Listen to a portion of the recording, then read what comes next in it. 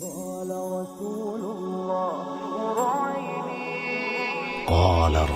الله صلى الله عليه وآله وسلم: حسين مني وأنا من حسين.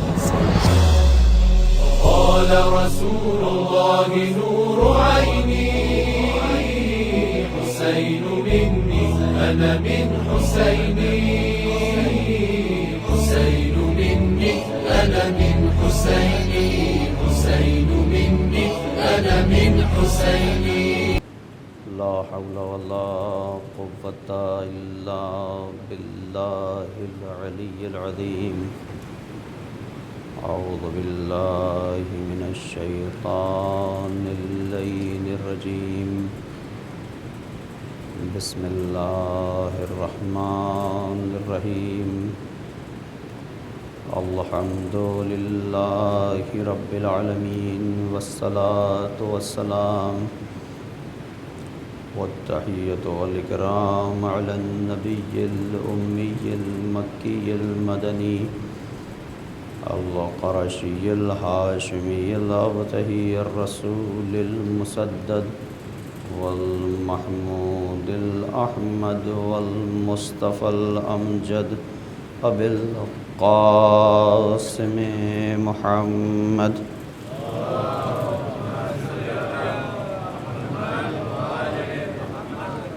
وعلى آله الطيبين الطاهرين المعصومين المظلومين، لا سيما بقية الله الأعظم في الأراضين، ولعنة الله على أعدائهم أجمعين من ليلنا هذا إلى قيام يوم الدين. أما بعد، فقد قال أبو عبد الله الحسين عليه الصلاة والسلام: بسم الله الرحمن الرحيم.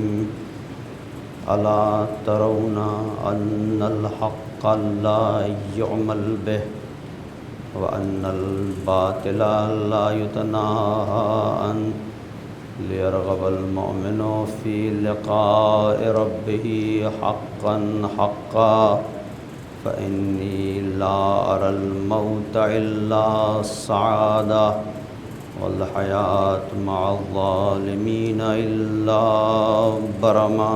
صلوات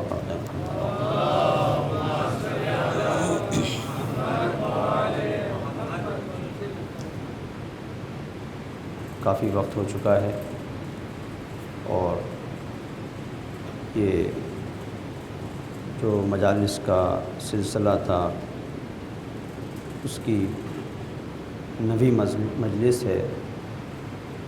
بہت ہی اختصار کے ساتھ کم وقت میں آپ کی زحمت کو تمام کرنا ہے انشاءاللہ. مسلسل جو گفتگو ہو رہی تھی امام حسین علیہ السلام کی طرز زندگی یا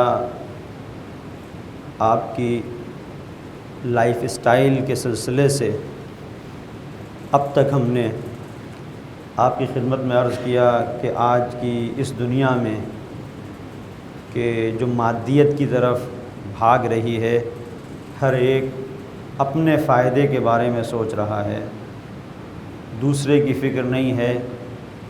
ہمیں کچھ حاصل ہو جائے، دوسرے کو ملے نہ ملے، ویلوز پامال ہوں نہ ہوں، اقدار بچیں نہ بچیں، ہم بچ جائیں، اور ہمیں جو دنیا کی نعمتیں ہیں وہ حاصل ہو جائیں. یہ ایک وہ تصور ہے جو عام طور پہ پایا جاتا ہے، اور حسینی جو طرز زندگی ہے، حسینی لائف اسٹائل ہے، وہ ہمیں بتاتا ہے کہ تم کس طرح سے جو چیز تمہیں مل رہی ہے اسے دوسرے کو دے کر پروردگار کے نزدیک ہو سکتے ہو، اور کس طرح سے ایثار کی منزلوں میں قدم رکھ کر وہ خوشی پا سکتے ہو، جو خوشی اپنے لیے سب کچھ حاصل کرنے میں نہیں ہے، بلکہ اگر کسی دوسرے کو کچھ دو گے تو اس میں خوشی زیادہ ہے.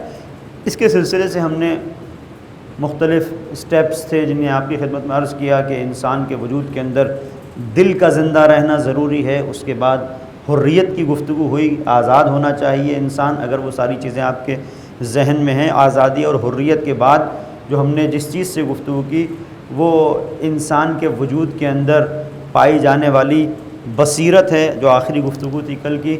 بصیرت کے سلسلے سے میں نے آپ کی خدمت میں کچھ باتوں کو عرض کیا، صبر کے بارے میں کچھ گفتگو ہوئی۔ اب ایک منزل ہے، پوری توجہ کیجیے گا، بہت ہی مختصر سے وقت میں اپنی گفتگو کو ختم کروں گا انشاءاللہ اگر آپ نے ساتھ دیا۔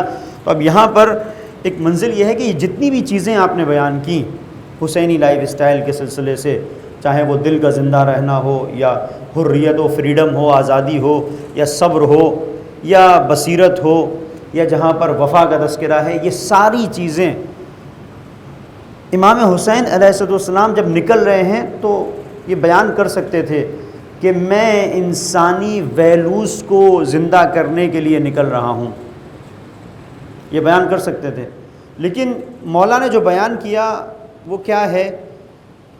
جب مدینے سے نکل رہے ہیں تو جو مقصد قیام بیان کر رہے ہیں، آواز دیتے ہیں انی لم اخرج اشرا ولا بطرا ولا ظالما ولا مفسدا انما خرجت لطلب الاصلاح فی امت جدی اريد ان آمر بالمعروف ونہى عن المنکر اسیر بسیرت جدی وابی۔ کس چیز کو بیان کر رہے ہیں؟ میں کیوں نکل رہا ہوں؟ حسینی طرز زندگی ہمیں کیا بتا رہا ہے؟ توجہ کیجیے گا، میں کیوں نکل رہا ہوں؟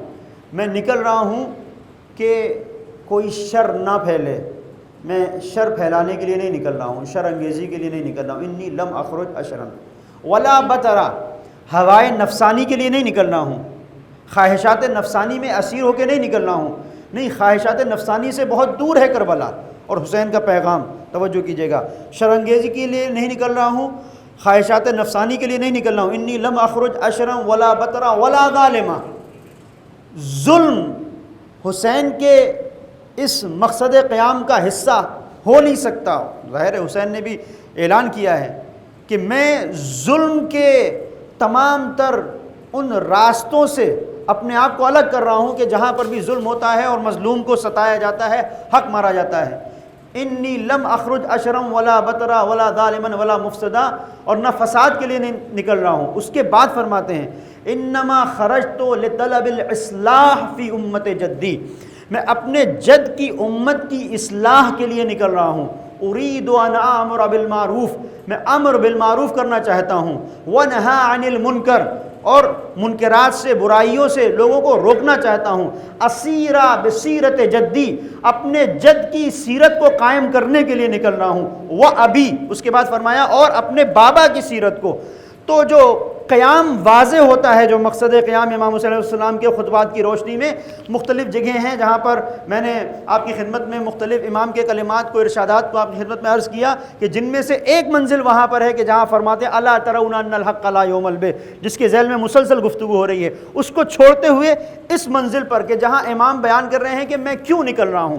پوری توجہ کیجیے گا، امام نے 4 چیزوں کو کہا ہے کہ میرے اس قیام کا حصہ نہیں ہے۔ کیا کیا حصہ نہیں ہے؟ انی لم اخرج اشرا، شرنگیزی کربلا کا حصہ نہیں ہے۔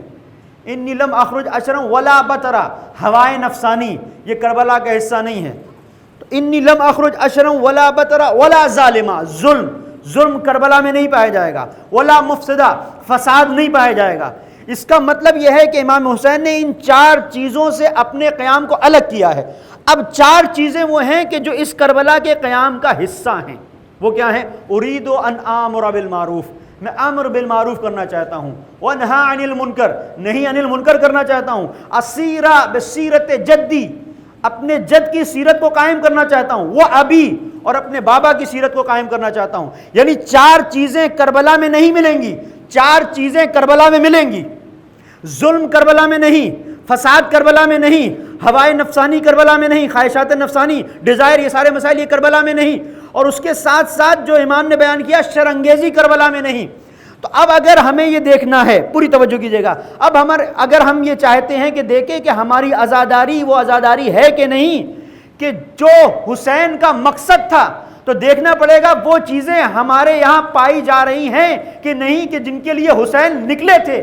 اب اگر حسین اعلان کر رہے ہیں کہ کربلا میں فساد نہیں ہے اور خدا نخواستہ ہماری اس عزا کے ذریعے سے کہیں فساد پھیل رہا ہے تو سمجھ لینا چاہیے کہ یہ حسین کی عزاداری نہیں ہے، یہ سمجھ لینا چاہیے کہ حسین کی عزاداری نہیں ہے۔ خدا نخواستہ اگر اسی عزا کے ذریعے سے کہیں خواہشات نفسانی میں ابال پیدا ہو رہا ہے، میری مجلس، میرا یہ، میرا وہ، یہ سارے جہاں پہ یہ میں آ رہا ہے، اس کا مطلب یہ ہے کہ یہ حسین کے نام پر تو ہو رہا ہے لیکن حسین کا اس سے تعلق نہیں ہے، یہ بالکل واضح سی چیز ہے۔ اب اگر خدا نخواستہ کہیں پر ظلم کا سبب بن رہی ہے یہ عزا، خدا نخواستہ کہ ایسا نہیں ہے، لیکن اگر کہیں ایسا ہو رہا ہے، اس کا مطلب یہ ہے کہ عزائے حسین اور مقصد حسین کے اندر یکسانیت نہیں پائی جاتی، ہمیں سمجھنا ہوگا۔ اور اس کے ساتھ ساتھ اب توجہ اس بات پر ضروری ہے کہ ہمیں دیکھنا ہوگا کہ مجالس کے اندر وہ چیزیں پائی جا رہی ہیں کہ نہیں جنہیں امام حسین نے بیان کیا تھا۔ ارید ان آمر بالمعروف، ارید ان آمر بالمعروف، امر بالمعروف اور نہیں عن المنکر ہے کہ نہیں ہے؟ سیرت پیغمبر بیان ہو رہی ہے کہ نہیں بیان ہو رہی ہے؟ سیرت علی کو بیان کیا جا رہا ہے کہ نہیں بیان کیا جا رہا ہے؟ اگر یہ چاروں چیزیں ہیں اور وہ چار چیزیں جنہیں امام حسین نے بنا کیا ہے وہ نہیں ہے تو اس کا مطلب یہ ہے کہ ہم عزاداری کر رہے ہیں۔ ایک صلوات پڑھ دیں محمد اور آل محمد پر۔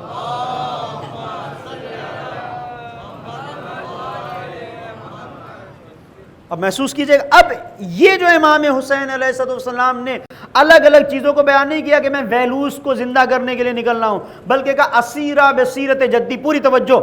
حسینی لائف اسٹائل کے اندر، حسینی طرز زندگی کے اندر جو ایک بنیادی چیز ہے وہ سیرت پیغمبر، وہ ہے سیرت پیغمبر۔ اسی سیرت پیغمبر کے اندر ساری چیزیں پائی جاتی ہیں جو سیرت ایک جاہلی سماج اور جاہلی معاشرے کو ایک زندہ معاشرے میں بدل دینے کی صلاحیت رکھتی ہے۔ پوری توجہ کیجیے گا، جو امام حسین علیہ السلام جس کی طرف اشارہ کر رہے ہیں کہ جب ایک جاہلی سماج تھا کہ جہاں صرف خرافاتیں تھیں، جہاں صرف جہالت تھی، جہاں اپنی بچیوں کو زندہ درگور کیا جا رہا تھا، جہاں پر لوگ صرف اپنے بارے میں سوچ رہے تھے، وہ جو جاہلیت جو عرب کی تھی وہی جاہلیت آج ماڈرن جاہلیت ہے اس دنیا میں۔ وہاں پر وسائل نہیں تھے، یہ ساری آج کی جو ٹیکنالوجی ہے یہ نہیں تھی، زندگی کی ضرورتیں بہت مختلف، چھوٹی چھوٹی جو ضرورتیں تھیں ان کو پورا کرنے میں انسان کو بڑی مشقتیں، بڑی مشکلیں ہوا کرتی تھیں۔ انسان سفر کرتا تھا تو آج کی طرح نہیں ادھر سے اٹھا اور کچھ گھنٹوں میں کہیں پہنچ گیا، نہیں، کئی دن اسے سفر میں رہنا پڑتا تھا، یہ سارے مسائل تھے۔ لیکن وہاں پر ایک جاہلی سماج تھا، اس جاہلی سماج کے اندر یہ بات تھی کہ تم سب سے بڑے ہو، پوری توجہ کیجئے گا، تم سب سے بڑے ہو، جو کچھ حاصل کرنا ہے تمہیں حاصل کرنا ہے، یہ دنیا جو ہے اس پر جتنا تم قبضہ کر سکو، جو کچھ حاصل کر سکو، ناجائز یا جائز اس سے فرق نہیں ہے، حلال اور حرام یہ نہیں، تمہارا پیٹ بھرنا چاہیے، تمہارا گھر اچھا ہونا چاہیے، تمہارا قبیلہ، تمہاری قوم، تمہارا خاندان، یہ سب انسان اپنے نفس کے لیے کر رہا تھا۔ پوری توجہ کیجئے گا، پیغمبر نے اس جاہل سماج کو 23 سال کی زندگی میں تبدیل کیا۔ پوری توجہ کیجئے گا کتنا تبدیل کیا۔ میں صرف چونکہ دامن وقت میں زیادہ گنجائش نہیں ہے، اپنے محدود وقت میں گفتگو کو ختم کرنا ہے، لہٰذا صرف ایک اشارہ کر رہا ہوں، ایک اشارہ کہ آپ دیکھیں کہ کیسے لوگ تھے، ایسے لوگ تھے کہ اگر ان کے جو جانور، ان کا جو جانور تھا گھوڑا یا ناکا، اس کو جو کھانا کھلایا جاتا ہے جس برتن میں، وہ برتن کوئی اٹھا لے جائے، اگر چوری ہو گئی اس برتن کی، تو لڑتے تھے کتنا، 40 سال تک ایک ایک بات پہ لڑائی ہو رہی ہے۔ کبھی لڑائی ہوتی تھی کہ کسی نے مثال کے طور پر لگام، جو گھوڑے کے ڈالی جاتی ہے لگام اس کے منہ میں جس سے گھوڑا چلتا ہے، اس کو چھین لیا، لے کے چلا گیا، اس پہ لڑائی ہو رہی ہے۔ کسی کے خیمے پر کوئی کبوتر آ کے بیٹھ گیا، کسی نے اڑا دیا، اس پہ لڑائی ہو رہی ہے۔ یہ سارے مسائل تھے، اس پر لڑتے تھے لوگ اور کہتے تھے کہ ہمارا حق ہے، یہ ہماری زمین ہے، یہ ہمارا علاقہ ہے، یہ ہمارا گھر ہے، یہ ہمارا خاندان ہے۔ پوری توجہ، پیغمبر نے اس نظر کو تبدیل کیا۔ پیغمبر نے کس طرح سے تبدیل کیا؟ آیت اللہ جوادی آملی نے ایک منزل پر بہت خوبصورت انداز میں بیان کیا ہے کہ وہ دور تھا جب جاہلیت کا وہ دور کہ جہاں پیغمبر نے تبلیغ کی تو کیا انداز تھا؟ وہ کہتے تھے انصر اخاک ظالما او مظلوما۔ پوری توجہ کیجئے گا، اپنے بھائی کی ہیلپ کرو، اپنے بھائی کی مدد کرو، چاہے وہ ظالم ہو یا مظلوم ہو، اپنے بھائی کو دیکھو۔ چاہے وہ ظلم کر رہا ہے یا اس پر ظلم ہو رہا ہے اس کی مدد کرو۔ پیغمبر نے کہا نہیں، توجہ کیجئے گا، پیغمبر نے کہا یہ نہیں ہے، پیغمبر نے کہا انصر المظلوم اخاک او غیرک، تمہیں مظلوم کی حمایت کرنا ہے چاہے مظلوم تمہارا بھائی ہو یا نہ ہو۔ توجہ کیجئے گا، یہ پیغمبر نے اور کس طرح سے کیا اس کو آپ کو دیکھنا ہے اگر تو ایک مثال آپ کی خدمت میں کہ وہ لوگ جو اپنی بچیوں کو زندہ درگور کر دیتے تھے، زندہ اپنی بچیوں کو قبر میں دفن کر دیتے تھے، دفنا دیا کرتے تھے، پیغمبر نے اتنی تبدیلی پیدا کی ان کے نفوس کو اتنا نکھارا، اس میں اتنا تزکیہ کیا کہ جب پیغمبر نے جنگیں لڑی ہیں بعض، تو جو ایسے افراد تھے کہ جن کی کچھ بیٹیاں تھیں، جب یہ پتہ چلا کہ ان کے باپ شہید ہو گئے، اب گھر میں مثلا 4 بیٹیاں ہیں، 5 بیٹیاں ہیں، 6 بیٹیاں ہیں، تو یہ جو منزل ہوتی تھی تو کوئی تصور نہیں کر سکتا ہے کہ وہ سماج جو اپنی بیٹیوں کو، جو اپنا خون ہے اسے زندہ درگور کر رہا ہے، تو وہ سماج یہ کہے کہ ہاں ہم اس بیٹی کی تربیت کریں گے، اس کی کفالت کریں گے، اس کے ساری ذمہ داریوں کو ہم اٹھائیں گے، سارا خرچہ ہم برداشت کریں گے۔ بعض جنگوں میں ایسا ہوا ہے کہ وہ لوگ جو اپنی بیٹیوں کو زندہ درگور کر دیتے تھے، پیغمبر کی تعلیمات کے بعد اتنا بدلے، اتنا تبدیل ہوئے کہ آپس میں اس بات پہ جھگڑا ہو رہا ہے کہ اس بچی کی تربیت میں کروں گا، دوسرا کہہ رہا ہے کہ میں کروں گا، ایک اور کہہ رہا ہے کہ میں کروں گا۔ یعنی دیکھیں پیغمبر نے کتنا تبدیل کیا، محسوس کیجئے گا۔ یعنی یہاں سے جب آپ محسوس کریں گے تو آپ کو اندازہ ہوگا کہ سید الشہداء جو نکل رہے ہیں تو یہ کیوں کہہ رہے ہیں کہ میں سیرت جد کو قائم کرنے کے لیے نکل رہا ہوں۔ سیرت جد کو کیوں؟ اس لیے کہ وہ سیرت جد کہ جس نے ایک انقلاب پیدا کیا تھا وہ اب سیرت جد دکھ نہیں رہی تھی، اور اسی کو امام حسین علیہ السلام نے بیان کیا ہے کہ ان البدعۃ قد احیت وان السنۃ قد امیتت، سنتیں مردہ ہو گئی تھیں، بدعتیں زندہ ہو رہی تھیں۔ اب آپ دیکھیں کہ سنت کو جہاں پر مار دیا گیا تھا، قد امیتت، سنت مر چکی تھی، سنت کا صرف نام تھا، سنت پر عمل نہیں ہو رہا تھا۔ بدعتیں قد احیت، بدعتوں کو زندہ کیا جا رہا تھا۔ تو ایسے موقع پر ضروری تھا کہ حسین نکلتے کہ پیغمبر نے بہت بڑا انقلاب لایا تھا، پیغمبر بہت بڑا انقلاب لے کے آئے تھے۔ اب کتنا بڑا انقلاب، میں ایک صرف مثال دوں، پوری توجہ کیجیے گا۔ اتنا بڑا انقلاب کہ وہ لوگ جو صرف اپنے گھر، اپنے خاندان، اپنی قوم، اپنے رنگ، اپنے نسل کے بارے میں سوچتے تھے، ان کے اندر اتنا انقلاب پیغمبر لے کے آئے کہ جب یہ مکے سے ہجرت کر کے لوگ مدینے میں آئے ہیں تو مدینے کے جو انصار ہیں، جب انہوں نے دیکھا کہ ہمارا برادر ایمانی آیا ہے، ہمارا ایمانی بھائی آیا ہے یہاں پر اور اس کے پاس گھر نہیں ہے، تو آپ دیکھیں کہ ان لوگوں نے اپنے گھروں کو چھوڑ دیا ان لوگوں کے لیے۔ یہ کون لوگ ہیں جو گھر تو گھر، اپنا ایک کوزہ، ایک کاسا، ایک چھوٹا سا گلاس، ایک پلیٹ، ایک جس کے اندر کھانا کھاتے ہیں وہ ڈش دینے کے لیے تیار نہیں تھے۔ اور یہ لوگ اتنے ایمان کے مقام پر اور اس ایمان کی بلندی پر پہنچے، اتنا تبدیل کیا پیغمبر نے کہ جب ہجرت کر کے آئے ہیں تو لوگ اپنے گھر کو چھوڑ دے رہے ہیں کہ گھر کا سارا ساز و سامان یہ تمہارا، تم اس گھر میں رہو، ہم اپنا دوسرا انتظام کریں گے۔ کیوں؟ اس لیے کہ کل تک یہ سمجھ رہے تھے کہ دنیا میں جو گھر ہے یہی گھر ہے، لیکن پیغمبر نے ان کے دل کے اندر یہ بات ڈالی کہ یہ 60 70 80 سال کی زندگی نہیں ہے، اس کے بعد اگر تم کسی غریب کو کچھ دو گے تو بہشت میں ایک بہترین گھر خدا کی جانب سے ملے گا۔ تو یہ جو تصور قائم ہوا، پوری توجہ کیجئے گا، یہ جو تصور قائم ہوا تو لوگوں کے دل کے اندر جب ایمان آیا تو اس دنیا کی ساری نعمتوں پر ان کی توجہ نہیں تھی۔ وہ سوچ رہے تھے اگر یہاں پر ہم یہ گھوڑا دے دیں گے وہاں کچھ ملے گا، گھر دے دیں گے وہاں کچھ ملے گا، یہاں پر اگر ہم پیسہ دے دیں گے تو وہاں اس سے بہتر ملے گا۔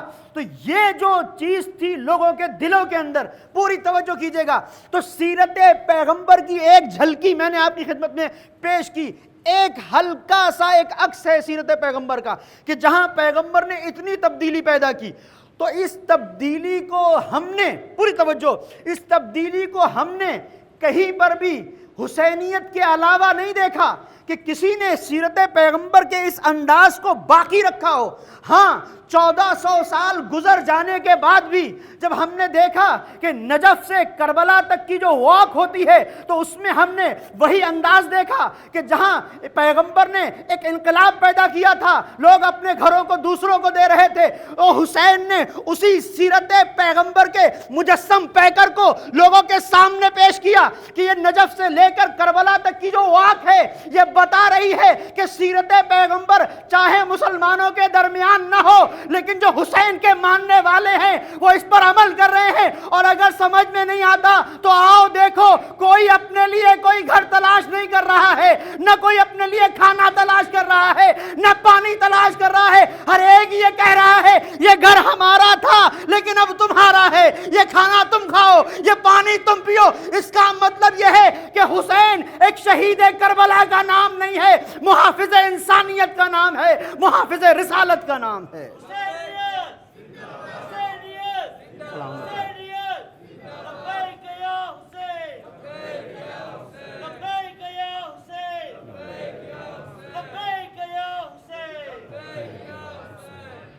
دیکھیں کہیں نظر نہیں آتا وہ سیرت پیغمبر، یہ حسینی لائف اسٹائل یہ بتاتا ہے کہ جو حسینی طرز زندگی ہے وہی اصل میں طرز زندگی نبوی ہے، وہی زندگی ہے۔ یہ حسینی طرز زندگی ہمیں آشنا کرتا ہے۔ اور بس یہ تو ایک مقام پوری توجہ کیجئے گا اس منزل پر کہ مولا جب نکل رہے ہیں تو یہ کہتے ہیں کہ سنتیں مر رہی ہیں، بدعتیں زندہ ہو رہی ہیں، اس کو بیان کر رہے ہیں۔ اچھا، اور اس دور میں آپ دیکھیں کہ نماز نہیں پڑھی جا رہی تھی، پڑھی جا رہی تھی، روزہ نہیں رکھ رہے تھے، روزہ بھی رکھا جا رہا تھا، تلاوت قرآن میں نے اس کی طرف عرض بھی کیا ہے، ایک اشارہ کیا تھا۔ لیکن دوسرا رخ پیش کرنا چاہتا ہوں کہ یہ سب کچھ تھا تو مولا کون سی سیرت رسول پر کیا عمل نہیں ہو رہا تھا؟ لوگ عمل کر رہے تھے۔ جس طرح سے پیغمبر نماز پڑھتے تھے، اب تھوڑا بہت اختلاف تھا لیکن سب ہو رہا تھا، کچھ لوگ ویسے نماز پڑھ رہے تھے، کچھ اپنے انداز میں، یہ سب مسائل تھے۔ لیکن جو پیغمبر کتاب لے کے آئے تھے اس کتاب پر لوگوں کا ایمان تھا، اس کو پڑھ بھی رہے تھے، کعبے کا طواف بھی ہو رہا تھا، یہ سب کچھ ہو رہا تھا۔ منزل تو یہی ہے، سب کچھ ہو رہا تھا لیکن ہوتے ہوئے بھی جو جان اسلام ہے، جو روح اسلام ہے وہ نہیں پائی جا رہی تھی۔ اور وہی صورتحال آج بھی ہے، مسجدیں بھی ہیں، آپ دیکھیں کتنی عالی شان مسلمانوں کے ممالک میں مسجدیں ہیں، لیکن ان مسجدوں سے جو آذان کی آواز اٹھتی ہے اللہ اکبر، تو کیا واقعی اللہ اکبر ہے؟ نہیں، اللہ اکبر ہے۔ جو سب سے بڑی طاقت ہے انسان اس کی طرف جاتا ہے، کوئی مسئلہ ہو کچھ ہو جو دنیا کی سپر پاور طاقتیں ہیں ان کی طرف لوگ جاتے ہیں، پھر وہ اللہ اکبر کیا ہے؟ خود تم کہاں پر ہو؟ پوری توجہ کیجیے گا، جو آج صورتحال تقریباً وہی ہے کہ جس کی طرف حسین اشارہ کر رہے تھے۔ میں مثال دوں آپ کی خدمت میں، نمازیں تھیں لیکن نمازوں کے اندر روح نہیں تھی، سجدے تھے لیکن سجدے بے روح تھے، طواف تھا لیکن طواف بے روح تھا۔ اور جب روح نہیں ہوتی ہے تو ظاہری شکل ہوتی ہے، پھر اس کے اندر دم نہیں ہوتا۔ آپ ایک ڈاکٹر کے پاس گئے، آپریشن کرانا تھا آپ کو، مثال کے طور پر کڈنی کا آپریشن تھا یا چھوٹا کوئی آپریشن لینے معمولی سا، مثلا اپینڈس، تو معمولی نارمل کوئی ایک آپریشن کرانے کے لیے گئے، تو آج کل تو آپ دیکھتے ہیں کہ ڈاکٹر آپریشن کرتے ہیں تو بڑی اسکرین کے اوپر پورا آپریشن آپ کو دکھایا جا رہا ہے، آپ کے جو ساتھ میں گئے ہیں دوست احباب رشتہ دار وہ دیکھ سکتے ہیں کہ کیا ہو رہا ہے۔ تو یہ جو صورتحال ہے، غور کیجیے گا اس پہ، یہ جو صورتحال ہے کہ آپریشن جو ہوتا ہے تو اس میں یہ ہے کہ بھائی یہ چھوٹا سا ایک آپریشن ہے، ڈاکٹر نے اپنا لیا اور وہ جو بھی اس کا عضو تھا، جو بھی حصہ تھا جو خراب تھا، اس نے اس کو صاف کیا، اس میں سے اگر مثال کے طور پر پتھری اتری تھی، اسٹون تھا تو اس کو نکالا پھر لگا دیا، یہی ہوتا ہے نا۔ ہم گئے آپریشن کرانے کے لیے، ڈاکٹر نے مثال کے طور پر ہمارے ایک رشتہ دار کا آپریشن کیا، اور آپریشن کر کے جب باہر آئے تو ہم نے پوچھا کہ ڈاکٹر صاحب آپریشن کیسا؟ کہا بالکل کامیاب، سکسیسفل، نو پرابلم، ہاتھ بھی دکھایا، بہت اچھا۔ اس کے بعد ہم نے کہا چلیں بہت شکریہ آپ کا، ان کا تھینک یو، شکریہ ادا کیا۔ اس کے بعد جب ہم اپنے مریض کے پاس پہنچے تو اس سے ہم نے سوچا کہ آپریشن تو ہو گیا، ہوش بھی آ گیا ہوگا، اس کو اٹھانے کی کوشش کی کہ بھائی ہاتھ ہلایا، اٹھو، تو اٹھ نہیں رہا ہے، بہت ہلایا، پانی وانی ڈالا کہ کچھ نہیں، پھر ہم نے بلایا کہ بھائی دیکھو، نرس آئی، دیکھا، اس نے کہا کہ تو چلا گیا ہے، اس کی تو روح نکل گئی، یہ تو گیا۔ اب ہم ڈاکٹر کے پاس گئے کہ ڈاکٹر صاحب یہ کیا ہوا؟ اس نے کہا بھئی یہ میرا مسئلہ نہیں ہے، میرے آپریشن سے نہیں گیا ہے یہ. ہم نے کہا کہ ارے یہ تو بالکل نہ سن رہا ہے نہ دیکھ رہا ہے نہ کچھ، یہ تو اس دنیا سے چلا گیا. تو ڈاکٹر کہا کہ بالکل ایسا ہی ہے.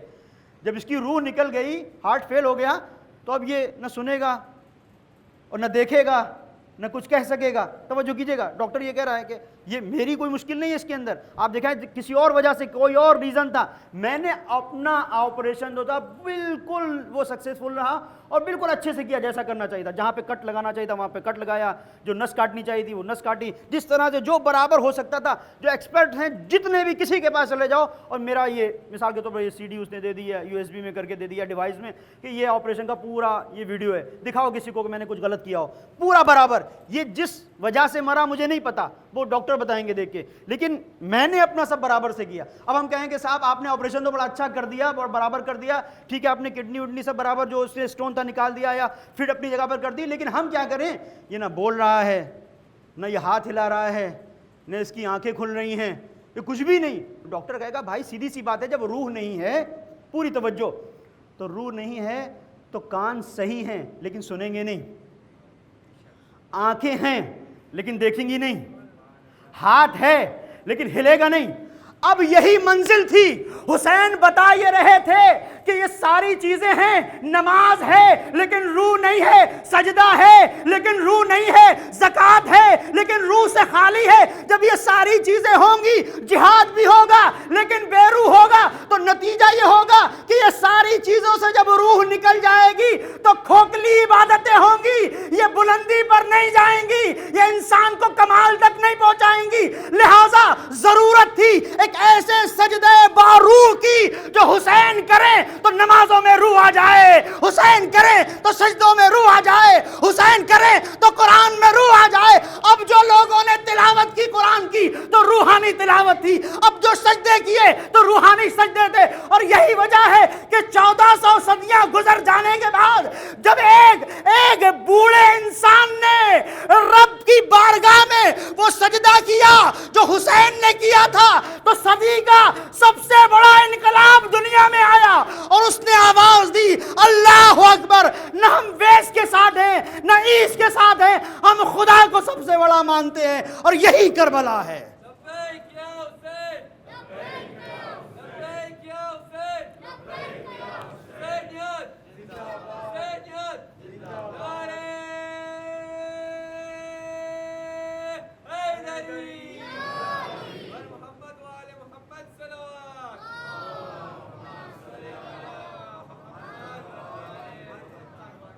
حسین نے سجدوں کی روح سے ہمیں آشنا کیا.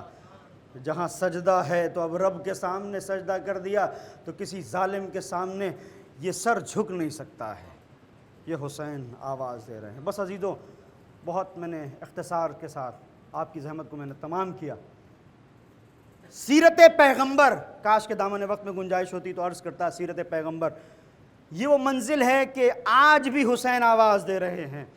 امت مسلمہ کے تمام مسائل کا اگر حل ہے تو سیرت پیغمبر کے اندر ہے. یہ سیرت مردہ ہو رہی تھی. نمازیں تو تھیں، صرف ظاہری شکل تھی، روزے تو تھے لیکن اس کی ظاہری شکل تھی، روح نہیں پائی جا رہی تھی. روح سے ہمیں آشنا، عبادتوں کی روح سے ہمیں آشنا کربلا کرتی. اور اسی لیے اپنے بابا کی، اپنے جد کی سیرت کو قائم کرنے کے لیے نکلے تو مولا نے اسے اپنے ساتھ لیا جو مجسم سیرت پیغمبر کا نمونہ ہے. بس عزیزوں، میں نے آپ کی زحمت کو ختم کیا، اس کو ساتھ لیا جو رفتار میں، گفتار میں، کردار میں نبی کی شبیہ. کتنے سال کے تھے حسین کہ اپنے نانا کو حسین نے پایا کہ اس دنیا سے نانا رخصت ہو گئے.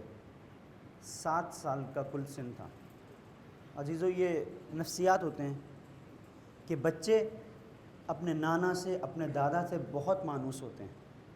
اتنا اپنے باپ سے مانوس نہیں ہوتے جتنا اپنے نانا اور دادا سے. اور خاص طور پر اگر دادا اور نانا محبت کرنے والا ہو تو بچے بالکل قریب رہتے ہیں. ان کو ماں باپ سے اتنا تعلق نہیں رہتا جتنا نانا اور نانی سے جڑے رہتے ہیں. یہ بچوں کی نفسیات ہیں. تو حسین نے 7 سال کی سن میں اپنے نانا کو کھو دیا، اور اتنا چاہنے والا نانا کہ اگر حسین نماز کی حالت میں، سجدے کی حالت میں پشت پر سوار ہو جائیں تو وہ نانا ایسا کہ سجدے کو طول دے کے حسین خود اتر جائے. حسین اگر روئے تو نانا کا کلیجہ پھٹ جائے. کبھی دوش پر سوار، کبھی خطبہ اگر دے رہے ہیں اور اپنے نواسے کو دیکھا تو خطبہ روک کے نیچے جاتے ہیں، حسین کو اٹھا کے لے کے آتے ہیں. ھذا حسین الفارفو، یہ حسین، اس کو پہچانو. تو یہ محبت حسین کی اور نانا سے اتنی الفت، یہ حسین کے ذہن میں. اچھا، بچپنے میں اگر کوئی ایسا حادثہ ہو جائے، پوری توجہ کیجیے گا، اگر بچپنے میں ایسا کوئی حادثہ ہو جائے کہ چاہنے والا نانا رخصت ہو جائے، تو جو 7 سال کا سن ہے نا، بہت معصوم ذہن ہوتا ہے. یہ ذہن محبتوں کو تلاش کرتا ہے کہ میرا نانا چلا گیا.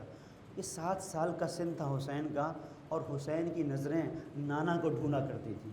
میرا نانا کہاں ہے، میرا نانا کہاں ہے، میرا نانا کہاں ہے. 7 سال کا سن ایسا ہوتا ہے کہ بچے کے ذہن میں ساری چیزیں باقی رہتی ہیں، پردے ذہن پر سب محفوظ رہتا ہے. حسین اپنے نانا کو ڈھونڈا کرتے، یہاں تک کہ حسین نے جوانی کی دہلیز پہ قدم رکھا اور حسین نے ازدواجی زندگی، شادی شدہ زندگی کا آغاز کیا. اور ایک مرحلہ وہ آیا کہ جب حسین کی آغوش میں ایک ننھا بچہ آیا. حسین کی آغوش میں ایک ننھا بچہ آیا. اب وہ 7 سال کا سن جو بچپنے سے اپنے نانا کو تلاش کر رہا ہے، ایک مرتبہ جب اس نے دیکھا، لب وہی لب جو نانا کے تھے، رخسار وہی رخسار جو نانا کے تھے، پیشانی وہی پیشانی جو نانا کی تھی، ہاتھ وہی ہاتھ جو نانا کے تھے. اور اس کے بعد جب حسین نے دیکھا کہ یہ بچہ بڑا ہوا اور اس نے جوانی کی دہلیز پہ قدم رکھا، تو اب چال ڈھال بھی وہی ہے جو نانا کی. اب علی اکبر اگر حسین کے سامنے سے گزرتے ہیں تو بالکل نانا کا سراپا. حسین اب ٹھہر کے جب علی اکبر کو دیکھتے ہیں تو اپنے بیٹے کو نہیں دیکھتے، بلکہ علی اکبر کے پیکر میں اپنے نانا کی تصویر تلاش کرتے ہیں. یہی وجہ ہے عزیزوں، یہی وجہ ہے کہ دشت کربلا میں یہ مقام کہیں پر نہ آیا کہ جب بیٹا جوان آیا ہے اور آنے کے بعد کہا ہے کہ بابا مرنے کی اجازت دے دو، تو فوراً کہا ہے تقدم ولدی، جاؤ میرے لال جاؤ. رکے نہیں ہیں، جاؤ. لیکن چونکہ نانا کا عکس تھا، ایک مرتبہ اپنی دونوں انگلیوں کو آسمان میں اٹھا لیا. اللہم اشہد علی ہؤلاء القوم قد برد الیہم غلام من اشبہ الناس خلقا وخلقا ومنطقا بنبیک کنا اذا اشتقنا بزیارت رسولک فنظرنا الیہ. اے پروردگار گواہ رہنا، اس کو بھیج رہا ہوں جو رفتار میں، جو گفتار میں، جو کردار میں تیرے نبی کی شبیہ ہے. جب کبھی بھی تیرے نبی کی زیارت کا مشتاق ہوا کرتا تھا تو اس کو دیکھ لیا کرتا تھا. عزیزوں، یہ وہ منزل ہے. حسین نے ہاتھوں کو اٹھایا ہے اور گواہی دی ہے پروردگار کی بارگاہ میں کہ تو گواہ رہنا کسے بھیج رہا ہوں. کتنا عزیز رکھتے ہیں حسین. حسین نے علی اکبر کو سوار تو کر دیا. علی اکبر کچھ دور چلے ہیں کہ محسوس کیا کہ ضعیف باپ کمر کو پاؤں میں چلا آ رہا ہے. بابا آپ نے تو مجھے رخصت کر دیا تھا. اے میرے لال، کاش تم صاحب اولاد ہوتے. اور عزیزو، یہ عجیب مرحلہ ہے. اس مقام پر کسی نے امام صادق علیہ السلام سے پوچھا ہے کہ مولا یہ بتائیے، بہت صابر تھے امام حسین، بہت صابر تھے، بہت صبر کیا آپ نے، بہت صابر تھے، لیکن ایسا محسوس ہوا کہ ایک منزل پر دامن صبر چھوٹ گیا حسین سے. کیا کہتا ہے؟ کہیں نہیں ایسا ہوا. کہا میں بتاتا ہوں. جب امام حسین نے اپنے بیٹے کو اجازت دی اور مقتل کی طرف علی اکبر چلے ہیں تو حسین پیچھے پیچھے چلے. اس سے پتہ چلتا ہے کہ دامن صبر چھوٹ گیا. کہا نہیں، ایسا نہیں ہے. یہ بتا، تو حج کرنے گیا ہے؟ کہا ہاں حج کرنے گیا ہوں. کہا حج کرنے گیا ہے تو قربانی دی ہے؟ کہا قربانی دی ہے. کہا تو پھر کیا ہوتا ہے؟ قربانی آگے آگے چلتی ہے اور جو قربانی دینے والا ہوتا ہے وہ پیچھے پیچھے چلتا ہے. جزاکم ربکم خیر الجزا. خدا کسی غم میں نہ رلائے سوائے غم حسین. کہا کیا ہوتا ہے؟ قربانی آگے آگے، قربانی کرنے والا پیچھے پیچھے. یعنی بتانا یہ چاہتے ہیں کہ پروردگار، یہ علی اکبر کی قربانی ہے، تیری بارگاہ میں پیش کر رہا ہوں. اور پھر کس انداز سے عزیزو کس انداز سے پیش کی ہے کہ مقتل یہ کہتا ہے کہ جب جناب علی اکبر آئے ہیں تو صرف یہ پہلا کربلا کا شہید ہے جو لڑ کے واپس آیا ہے، لڑ کے جناب علی اکبر واپس آئے ہیں، عجیب منزل ہے۔ تو اس مقام پر امام حسین نے جناب علی اکبر کی پیاس کو بھی بتایا ہے، اپنی پیاس کو بھی بتایا ہے، کہ جہاں پر آواز دیتے ہیں کہ ان العطش قد قتلنی والثقل الحدید قد اجہدنی، اے بابا پیاس مارے ڈال رہی ہے، یہ جو ذرا کی گرمی ہے اس سے پورا وجود دہک رہا ہے، اے بابا کوئی سبیل آب ہو سکتی ہے؟ اور یہ وہ منزل ہے کہ مولا نے اپنی انگوٹھی کو نکالا ہے، علی اکبر کے دہن میں رکھ دیا، جاؤ حوض کوثر سے تمہیں تمہارے دادا سیراب کریں گے۔ عزیزو آئے ہیں علی اکبر، اور آنے کے بعد جو جنگ کی ہے وہ تاریخی جنگ ہے، میں ختم کر رہا ہوں، تاریخی جنگ ہے۔ آج علی اکبر کی شہادت کے مصائب عام طور پر بیان کیے جاتے ہیں۔ عزیزو سوچو کہ علی اکبر کتنے عزیز تھے، کتنا حسین چاہتے تھے۔ ایک کڑیل جوان بیٹا اگر باپ کی نظروں کے سامنے زخمی ہو کے آئے تو باپ کے دل پہ کیا گزرتی ہے، اور زخمی علی اکبر آئے ہیں اور حسین نے پلٹایا ہے کہ واپس جاؤ، اور حسین کو پتا ہے کہ اب جو گئے ہیں تو واپس نہیں آئیں گے۔ اور یہی وجہ ہے عزیزوں کہ جب علی اکبر گئے ہیں جنگ کرتے کرتے، جب آدھا نے گھیرا ہے تو اب پتہ نہیں چلتا کہ کیا ہوا، کتنے زخم لگے۔ ہاں مقتل کا ایک جملہ ملتا ہے جس سے پتہ چلتا ہے کہ کیا ہوا، کہ جہاں پر کہتے ہیں فَقَطِّعُوهُ بِالسُّيُوفِ عِرْبًا عِرْبًا، جب دشمنوں میں چلے ہیں علی اکبر تو اتنے حملے ہوئے ہیں کہ بدن ٹکڑے ٹکڑے کر دیا گیا۔ اور اسی منزل پر عزیزو کہ جہاں ایک ظالم نے نیزہ مارا ہے، نیزہ سینے تک درایا، ام لیلہ کی کمائی ارے سمجھ نہ سکے، آواز دی یا بتا علیکہ منی السلام، ادھر حسین نے ارے کمر کو تھاما، الدنیا بعدک الوفا، اے میرے لال زندگانی ہے دنیا پہ خاک ہو۔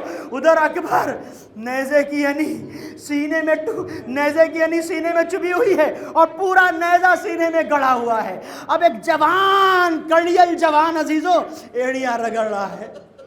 حسین ادھر سے چلے ہیں، ادھر سے اکبر آواز دے رہے ہیں، اے درد جگر تھم کہ شہ بحر و بر آلیں، اے جان نہ گھبرا کہ شہ بحر و بر آلیں، اے قلب توقف شہ والا ادھر آلیں، اے موت ٹھہر جا پدر آلیں پدر آلیں، ارے ارمانے دلے زارے پسر ہوش میں نکلے، حسرت ہے کہ دم باپ کی آغوش میں نکلے، حسرت ہے کہ دم باپ کی آغوش میں نکلے۔ اور ڈھونڈتے ہوئے پہنچے حسین، پہنچے اور عجیب بیت کہہ دی ہے، عجیب اشعار کہہ دی ہیں میر انیس نے۔ پہنچے اور دیکھا کہ جوان بیٹا خون میں ایڑیاں رگڑ رہا ہے، اکبر کے پاس بیٹھے، اور جو گفتگو میر انیس نے پیش کی ہے، منہ کھولے ہو کیوں تیر کو گردن سے نکالوں،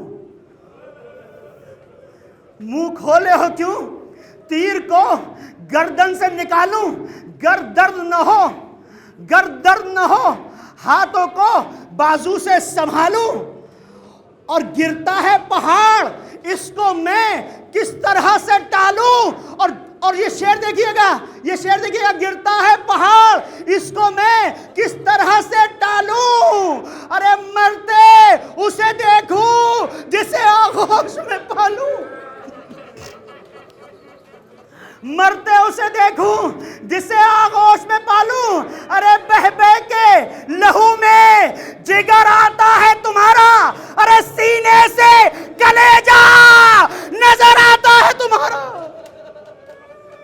بیٹھے حسین، اے علی اکبر اپنے ہاتھوں کو ہٹاؤ۔ ایک مرتبہ علی اکبر نے ہاتھوں کو ہٹایا، حسین بیٹھے، اور بیٹھنے کے بعد عجیب امتحان دینے کے لیے میدان کربلا میں ہے۔ میں کہوں گا آدم آ جاؤ، عیسیٰ آ جاؤ، موسیٰ، ابراہیم آ جاؤ۔ اے ابراہیم، یہ عرض کروں گا کہ اپنی آنکھوں پر پٹی باندھ کے اپنے بیٹے کے گلے پر چھری چلانا اور ہے، اپنی آنکھوں میں پٹی باندھ کے اپنے بیٹے کے گلے پر، اور وہ بھی خدا نے قبول کر لیا، بیٹے پر کوئی حرف نہ آیا، لیکن آؤ حسین کیسا امتحان دے رہا ہے۔ ایک مرتبہ بیٹے ہاتھوں کو ہٹایا، سینے کو دیکھا، ایک مرتبہ چٹکی سے نیزے کی علی کو لیا، ایک ہاتھ سینے اکبر پہ رکھا، بسم اللہ وباللہ وعلا ملت رسول اللہ۔ اب جو نیزے کی علی کو کھینچا، علی اکبر کا کلیجہ ایک خون کا فوارہ جھوٹا۔ ارے بیٹے کو دیکھا، اب مقتل کہتا ہے وَضَعَ خَدَّهُ عَلَى خَدِّهِ، اپنے چہرے کو علی اکبر کے چہرے پہ رکھ دیا۔ اے میرے لال، ارے یہ کیا ہو گیا؟ ایک مرثیہ پڑھا، 2 جملے مجلس ختم ہو گئی، ارے حسین تنہا ہو گئے۔ علی اکبر کی میت پر بیٹھ کے آواز دی، لقد استرحیت من ہم الدنیا وغمها وبقی ابوکا وحیدا فریدا۔ اے میرے لال، تم تو دنیا کی پریشانیوں سے نجات پا گئے، اپنے بابا کو ارے در در کی ٹھوکریں کھانے کے لیے تنہا چھوڑ دیا۔ اب اس کے بعد آخری منزل، ارے میت کو اٹھانا چاہا، ہمت جواب دے گئی۔ ایک مرتبہ خیمے کا رخ کیا، اے بنی ہاشم کے بچوں، ارے آؤ، کڑی الجوان کی لاج ضعیف باپ سے نہیں ہوتی۔